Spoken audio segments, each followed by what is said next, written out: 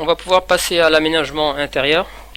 Première chose, c'est de supprimer les hachures, puisqu'on va travailler l'intérieur.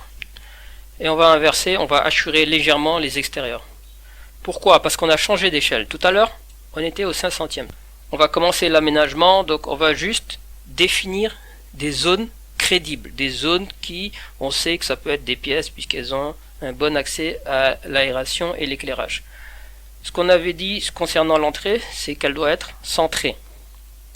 Et ici, on a une autre zone qui se dessine, qui va bénéficier donc de l'éclairage de la cour avant.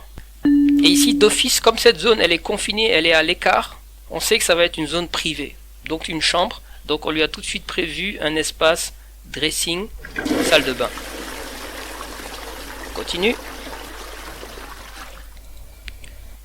Ici, pour cette zone, ça va être un autre espace de vie, plus une salle de bain. Là, on a le salon.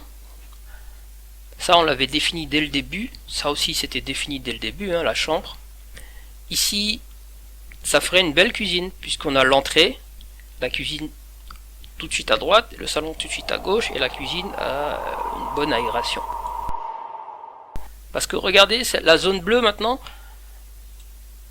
ça fait une meilleure cuisine, je trouve, puisqu'elle a un accès à la cour arrière, qui pourrait être une cour de service, et elle est directement collée au salon et facilement accessible depuis l'entrée. Là, vous regardez une vidéo très résumée, mais dans la vraie formation, la version est plus détaillée et plus expliquée, comme si on expliquait à un enfant.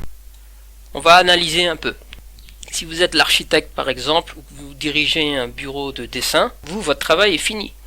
Ce schéma, là, vous l'avez fait à la main, vous le donnez à votre dessinateur projeteur, et lui, il va le mettre au propre, il saura tout seul où mettre les fenêtres, comment aménager les espaces, comment faire des pièces bien réglementaires, bien aux normes.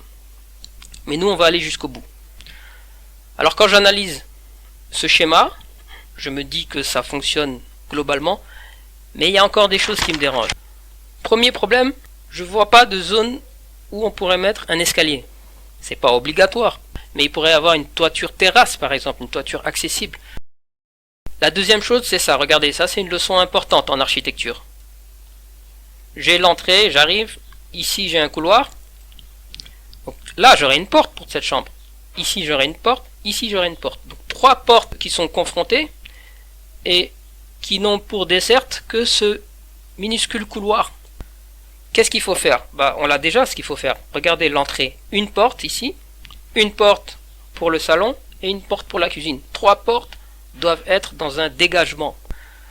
Autre problème, pour quitter cette cour et aller dans cette cour, il faut forcément traverser une pièce.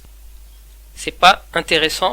Il faudrait trouver une solution, par exemple réduire un peu la cuisine pour pouvoir accéder à la cour. Donc on va passer à l'étape suivante où on va commencer à être un peu plus précis et en même temps régler nos petits problèmes. Donc ces deux chambres là, pour les dessiner plus précisément, ça va donner ça.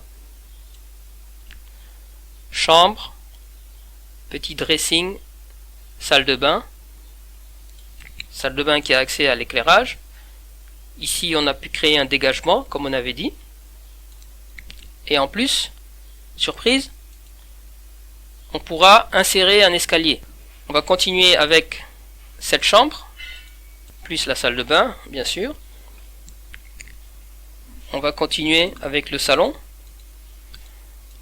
Il y avait un autre problème aussi, c'est que le salon n'était pas très grand, donc on grignote un peu à gauche à droite pour qu'il ait au moins 20 mètres carrés. Ce serait bien que la cuisine soit un peu plus étroite pour avoir un espace qui va nous permettre d'accéder aux espaces extérieurs.